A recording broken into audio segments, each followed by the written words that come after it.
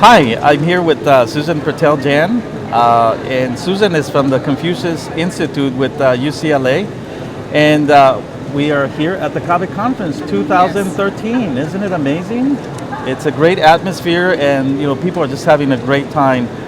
Susan, you just presented, and what was your experience with the presentation? What's your experience with CABE so far? Well, one of my first encounters with CABE was about 3 years ago when I happened to meet this principal, Jan Gustafson Correa, who was the principal of this little Spanish immersion school out in San Bernardino, and I was there to talk about Chinese language education, and Jan said, I would like to put Mandarin into my Spanish-English immersion program. Wow. And I got to know her, and we actually did it at her school, and now she's the CEO of CABE, so I'm excited to be here at CABE, and also to see that there is really an interest in exploring lots of world languages, and encouraging schools to do maybe even trilingual education and bilingual, trilingual. So it's great to be here, and it's a wonderful place for the Mandarin folks to be. Absolutely. Big organization. There's a big interest in the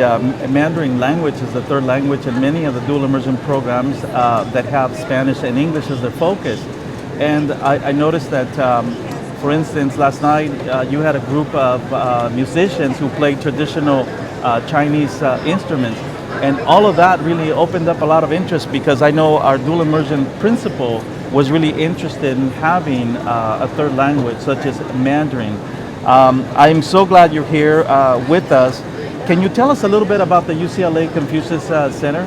Right. The Confucius Institute program at UCLA is very much connected to who we are as a university, and trying to connect with who we are as a community.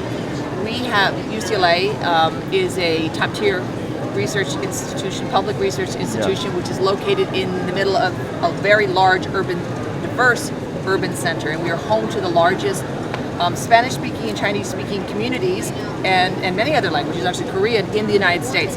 So we're trying to tap the resources that are in our community, tap the resources that we have on our campus to build our programs. So we do a lot of partnership. That's the key to the way we work, working with our academic partners on the campus, and also connecting with folks from the community, people who know a lot more than we do on many different areas, and we try to figure out how can we extend what they're doing, or fill in the gaps, or make connections to our campus. And you bring such a great resource to the community. Now, I was in your session, and there were many different school districts who want to bring the program out. Do they get in touch with you? Do they send you an email? How can the Confucius Center help me if I'm at a dual immersion school and all of a sudden, I'm teaching Spanish and English, but I want to add a third language, or possibly start a primary Mandarin program at my school? And so what they should try to do is contact us. We're www.confucius.ucla.edu, and we'll find out, listen to what the conditions are, what their expectations are, and figure out how we can create a successful partnership. We are looking for long-term partners. We are looking, as I said, we want to work with people from the community who have expertise and have passion. So it's wonderful to connect with people in the community who could also offer something back to our program. For example, if I know that your program has a very strong Spanish immersion program already, I know within the Confucius Institute network, there's 390 Confucius Institutes around the world. Right. Many of them are in Central and South America. Many of these, but they have teaching materials they're teaching Mandarin using English materials. So, Wow. for example, if we have people who are teacher trainers who are really experts, we can connect them to some of our other Confucius Institute partners. So then we can help you with the Mandarin, but then you might also be able to help us with other types of areas, or do some teacher training for our Mandarin teachers, because Spanish is so developed here in the state of California. So there's a lot we can learn from you. So we want to be a two-way partnership. But even with that point made, the ability to connect even the Spanish programs through your center is just outstanding. That's where the resources really should be housed at a huge institute like UCLA, and you being the connection there.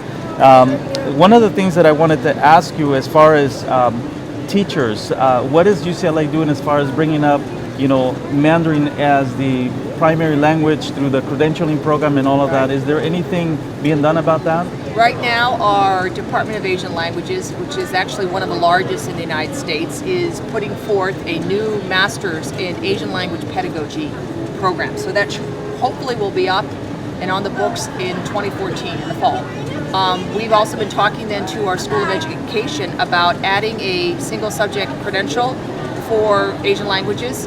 And also to add, we already have a B-CLAD authorization for Spanish, but we want to model that and add a B-CLAD authorization for Asian languages, because over 75% of our students at UCLA have at least one parent whose native language is not English. So we have a lot of heritage speakers who are among our student population. A lot of students from international students who are studying at UCLA.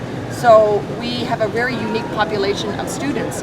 And what we're really interested in doing is helping teachers, a multiple subject teacher add on the B-CLAD, or a single subject credential teacher who might be a heritage speaker, maybe getting their credential in math, to add on Spanish, or to add on Mandarin, or to add on Korean, so that we can help jumpstart programs. And also makes our teachers much more marketable, because they're getting, as layoffs come, those young teachers get first to go. Well, we keep saying in this international market, if you don't speak a second language, you're at a disadvantage, really.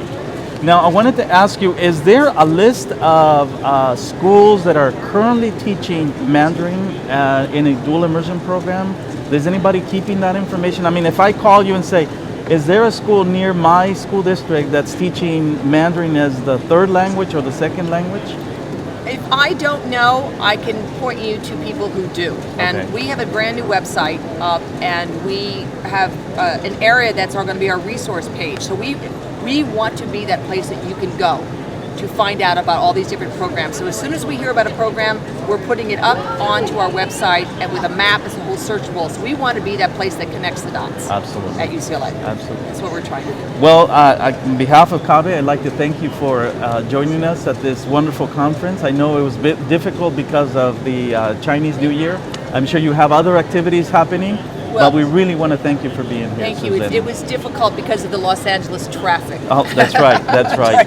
It's always a challenge trying to cross our city. Is there anything else you want to add? I want to come back to CABE next year and improve my other language, my Spanish, which is not great. So I want to be trilingual by next year. Very good. Well, thank you so much. Okay.